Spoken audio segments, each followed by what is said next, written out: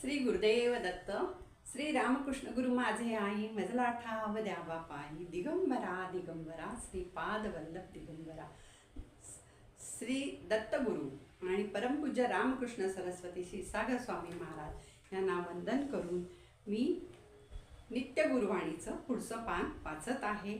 आणि इदम न मम, मी माझ्या सद्गुरूंना जे हे आहे ते अर्पण नंतर करणारच आहे, पण इदम न मम हे म्हणणं गरजेचं आहे. त्यामुळे हे विचार माझे नाही आहेत, हे परमपूज्य रामकृष्ण सरस्वती क्षीरसागर स्वामी महाराज सद्गुरू यांचे विचार आहेत नित्य गुरुवाणीतले, ते मी तुम्हाला आज वाचून दाखवत आहे. आता ह्याच्यामध्ये काय सांगितले, सत्कार कोणाचा करावा या पानामध्ये हे सांगितलेलं आहे.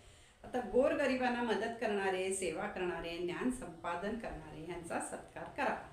म्हणजे जे गोरगरिबांना मदत करतात, सेवा करतात, ज्ञान संपादन करणारे जे असतात यांचा सत्कार करावा.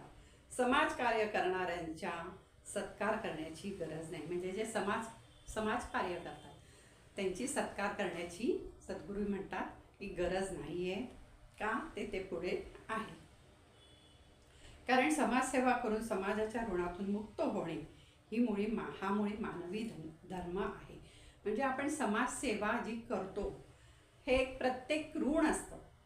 गुरु ऋण, मातृपितृ ऋण, हे सगळे ऋण आहेत ना, ह्या ऋणातनं मुक्त व्हायला लागतं. आणि समाजसेवा करून आपण मानवी धर्म आहे हा, आणि त्या ऋणातून, समाजाच्या ऋणातून मुक्त होतो. त्यामुळे समाजसेवा करणाऱ्या लोकांचा सत्कार करू नये, हा मानवी धर्म आहे. खऱ्या योग्यतेची पारख केल्याशिवाय भारतरत्न ह्यासारखी मोठी पदवी देऊ नये.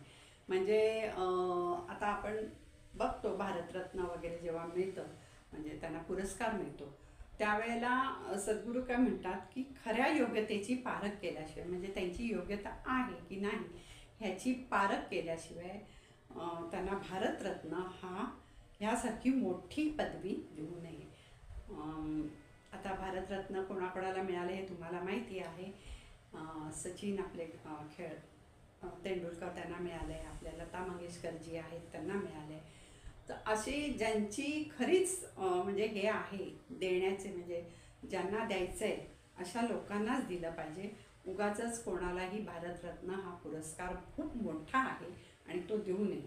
असे केल्याने त्या पदवीची किंमत कमी होते. म्हणजे प्रत्येक ती जी पदवी आहे ते अशा लोकांनाच द्यावी की खरंच त्यांची पदवी ती घेण्याची, आता लायकी म्हणत नाही मी, पण त्यांची तेवढी पात्रता आहे, त्यांनाच ही पदवी द्यावी. नाहीतर त्या पदवीची किंमत कमी होते. मानवाची व्यर्थ स्तुती कुणीच करण्याचे कारण नाही. म्हणजे आता बऱ्याच लोकांना सवय असते बघा की इकडनं तिकडनं, हां एक तुम्ही हे केलं आहे, ज्याच्याजवळ पैसा असतो जास्त त्याची खूप स्तुती केली जाते. पैसा असणं गरजेचं आहे, पण खूप पैसा असणं हे काही खूप मोठं लक्षण नाही आहे. तर ह्याची मानवाची स्तुती करण्याचे व्यर्थ म्हणजे काय, उगाचच कोणी मानवाची स्तुती करू नये. व्यक्तिस्तोत्र, व्यक्तिस्तोम कुठेही वाढवून देऊ नये. म्हणजे व्यक्तीचा स्तोम उगाचच कारणाशिवाय स्तुती करणं हा व्यक्तिस्तोम आहे, हा वाढवून देऊ नये. तसाच विचार केला तर मी वेदांत मंदिराला स्वतःचे नाव देऊ शकलो असतो. आता तुम्हाला वेदांत मंदिर हे माहीत नाही आहे. नगरला सावेडी रोड रस्त्यावर वेदांत मंदिर म्हणून खूप मोठं मंदिर आहे, दत्त मंदिर आहे. आणि तिथे सद्गुरू आधी म्हणजे जेव्हा होते त्यावेळेला ते सद्गुरूजी तिथे असायचे, बसायचे, आणि ते असे छोट्या छोट्या हे सांगायचे.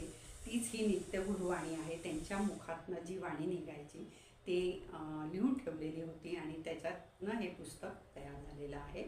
तर हे वेदांत मंदिर जे काही झालं आहे त्या मंदिराला म्हणजे खूप मोठं, आणि हे खूप परिश्रमाने ते मंदिर उभारलेलं आहे आणि खूप सुंदर आहे. तिथे गेलात ना तर मनाला, शरीराला, डोक्याला तुम्हाला इतकी शांतता मिळते ना, खूप छान वाटतं.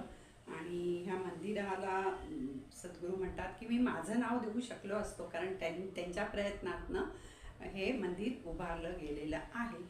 पण त्यांच्या प्रयत्नातनं म्हणजे जेवढे तिथे येत होते सेवेकरी, त्यांनी सगळ्यांनी, मी मागच्या वेळेला तुम्हाला सांगितलं की इथे कुठेही कोणाची देणगी कोणाकडे मागायला गेलेली नाही आहेत. पावती पुस्तक प्रत्येकाने घेऊन, जे कोणी आहेत शिष्य म्हणा किंवा तिथे येणारे सेवेकरी, प्रत्येकजण पावती पुस्तकं घेऊन दारादारात हिंडून जसं भिक्षा मागतात तशी ही देणगी गोळा केलेली आहेत आणि त्यातून हे दत्त मंदिर झालेलं आहे. पण ह्याच्या सगळ्याच्या मागे सद्गुरूंचा, महाराजांचा आशीर्वाद असायचा. त्यामुळे हे कार्य पूर्णत्वाला गेलेलं आहे.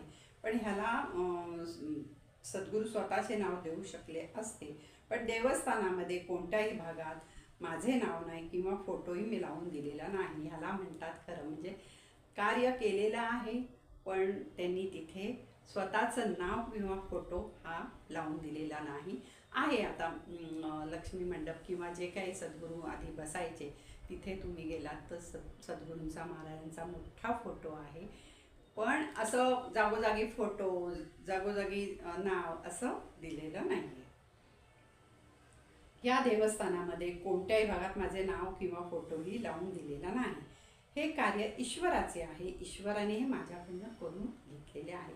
म्हणजे जरी मेहनत तुम्ही केलेली असली, जरी हे केलेलं असतं, तरी ईश्वराने त्यांच्यावर हे कार्य सोपवलेलं होतं आणि ते कार्य करून घेण्यासाठी ईश्वराचा आशीर्वाद होता. त्यामुळे ते म्हणतात हे मी जरी केलेलं असलं तर हा आशीर्वाद ईश्वराचा. एवढं मोठं मन असावं नेहमी प्रत्येकाचं की आपण जे काम केलं त्याची पूर्ण हे आपल्याला घेऊ नये. हे कार्य, हे मी काम करतोय, हे माझ्या भगवंताचा किंवा माझ्या सद्गुरूंचा आशीर्वाद आहे आणि त्या आशीर्वादामुळे, त्यांच्या आशीर्वादामुळे मी हे काम करू शकलो किंवा माझ्या हातून हे काम झालेलं आहे. तसंच ईश्वराने हे कार्य माझ्याकडून करून घेतलेले आहे. कार्य हे अनासक्त होऊनच करावे व वरचा रस्ता धरावा. म्हणजे कुठचाही सक्ती नसावी, अनासक्त होऊन हे कार्य करावे व वरचा रस्ता धरावा. स्वतःहून स्वतःचा मोठेपणा कधीही दाखवू नये. आता बरेच लोकांना सवय असते, एखादी छोटी जरी गोष्ट केली ना, ते हे मी केलं, हे माझ्यामुळे झालं, हे मी सांगितलं, असं नेहमी मी मी मी मी करणारी बरेच लोक असतात. म्हणून सद्गुरू हेच म्हणतात, स्वतःहून मोठेपणा स्वतःचा करू नये. आणि हिऱ्याला सांगावे लागत नाही की मी हिरा आहे. तो त्याची चमक 10 दिशांमध्ये चमकतच असते. म्हणजे तो हिरा आहे हे सांगावं लागत नाही, ते आपोआप कळतं. म्हणून तुमचे जे गुण आहेत, तुमचे जे कष्ट आहेत, हे तुम्ही न सांगता सगळ्यांना दिसतात आणि कळतात. आणि बाकी कोणाला दिसले नाही तरी ते भगवंताला, देवाला दिसत असतात. म्हणूनच ह्याच्यावर एक म्हण आहे, नेकी कर आणि कुवे में डाल.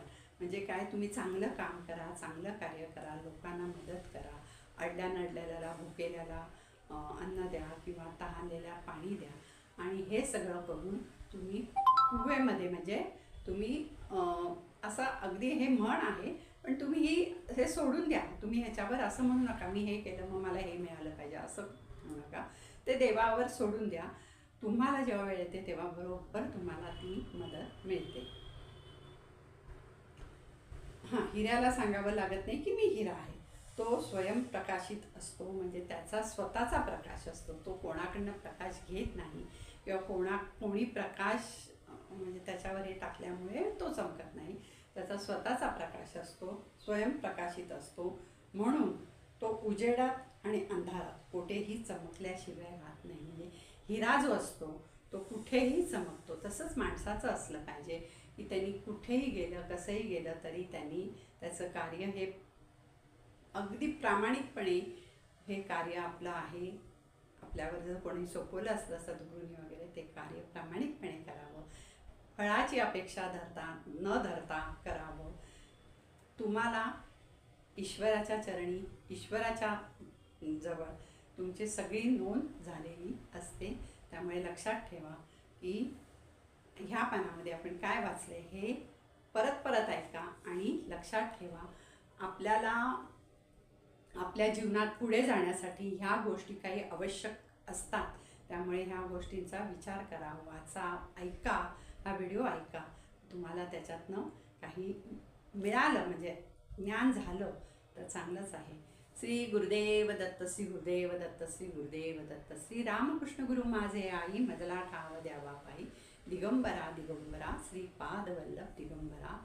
दत्तगुरूंना आणि परमपूज्य रामकृष्ण सरस्वती क्षीरसागर स्वामी महाराज यांना वंदन करून आणि माझे सगळे हे जे मी आता तुम्हाला सांगितले ते त्यांच्या चरणी मी अर्पण करते आणि इदम न मम हे परत म्हणते.